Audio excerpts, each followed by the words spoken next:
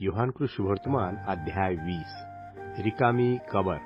आठवड्याच्या पहिल्या दिवशी पहाटेस अंधारात असताना मरिया मग्दालिया कबरेजवळ आली आणि कबरेपासून धोंड काढलेली आहे असे तिने पाहिले. यास्तव शिमोन पेत्र व ज्याच्यावर येशूची प्रीती होती असा दुसरा शिष्य यांच्याकडे धावत येऊन ती त्यास म्हणाली, त्यांनी प्रभूला कबरेतून नेले व त्याला कोठे ठेवले हे आम्हास ठाऊक नाही. यावरून पेत्र व तो दुसरा शिष्य निघून कबरेकडे जावयास निघाले. तेव्हा ते दोघे बरोबर धावले. तो दुसरा शिष्य पेत्रापेक्षा लवकर पुढे धावून कबरेजवळ पोहोचला आणि ओनवून त्याने तागाची वस्त्रे पडलेली पाहिलीत, परंतु तो आत गेला नाही. मग शिमोन पेत्रही त्याच्या मागून येऊन पोहोचला व कबरेत शिरला आणि तागाची वस्त्रे पडलेली व जो रुमाल त्याच्या डोक्याला होता तो तागाच्या वस्त्राजवळ नव्हे तर निराळा एकीकडे गुंढाळून पडलेला आहे असे त्याने पाहिले.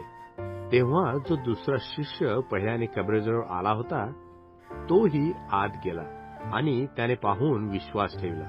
त्याने मेलेल्यामधून पुन्हा उठावे हे अवश्य आहे हा शास्त्रलेख तोपर्यंत ते समजले नव्हते. येशू मरियेला दर्शन देतो. येशू मरियेला दर्शन देतो. तेव्हा ते शिष्य परत आपल्या घरी गेले. इकडे मरिया बाहेर कबरेजवळ रडत उभी राहिली होती आणि रडता रडता तिने ओनवून कबरेत पाहिले. तो जेथे येशूचे शरीर ठेवले होते तेथे शुभ्र वस्त्रे परिधान केलेले 2 देवदूत, एक उशाजवळ व एक पायथ्याजवळ असे बसलेले तिने पाहिले. ते तिला म्हणाले, बाई, का रडतेस? ती त्यास म्हणाली, त्यांनी माझ्या प्रभूला नेले व त्याला कोठे ठेवले हे मला ठाऊक नाही.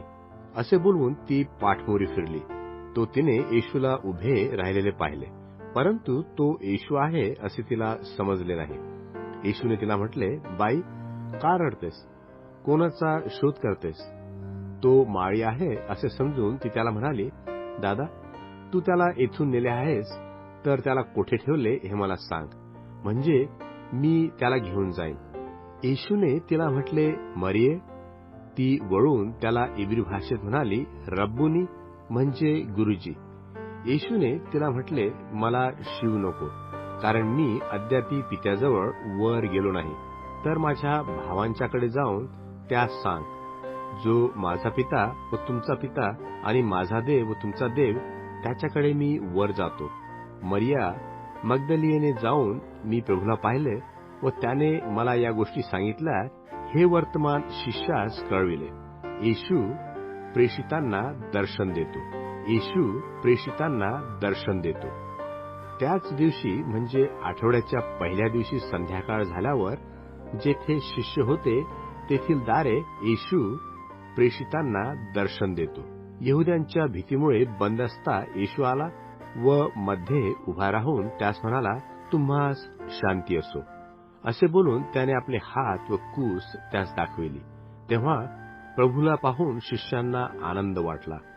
येशू पुन्हा त्यास म्हणाला, तुम्हास शांती असो. जसे पित्याने मला पाठविले आहे तसे मीही तुम्हास पाठवितो. असे बोलून त्याने त्याचवर फुंकर टाकली आणि त्यास म्हटले, पवित्र आत्मा घ्या. ज्या कोणाच्या पापांची तुम्ही क्षमा करिता त्यांची क्षमा झाली आहे आणि ज्या कोणाची तुम्ही राखिता ती राखलेली आहे. येशू थोमाला दर्शन देतो. येशू थोमाला दर्शन देतो. येशू आला तेव्हा 12तील एक म्हणजे दिदूम म्हटलेला थोमा हा त्यांच्याबरोबर नव्हता. यास्तव दुसऱ्या शिष्यांनी त्याला सांगितले, आम्ही प्रभूला पाहिले. तरी त्याने त्यास म्हटले, त्याच्या हातात खिळ्यांचा वन पाहिल्या वाचून, खिळ्यांच्या वनात आपले बोट घातल्या वाचून व त्याच्या कुशीत आपला हात घातल्या वाचून मी विश्वास धरणारच नाही.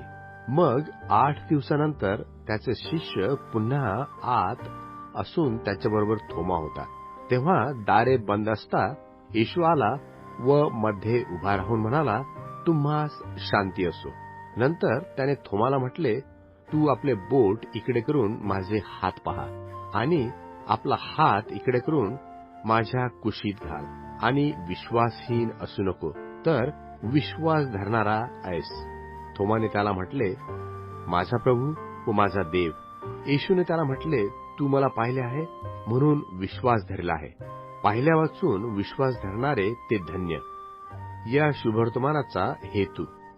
शुभवर्तमानाचा हेतू या पुस्तकात लिहिली नाहीत अशी पुष्कळ दुसरी चिन्हे येशूने आपल्या शिष्यादेखत केली.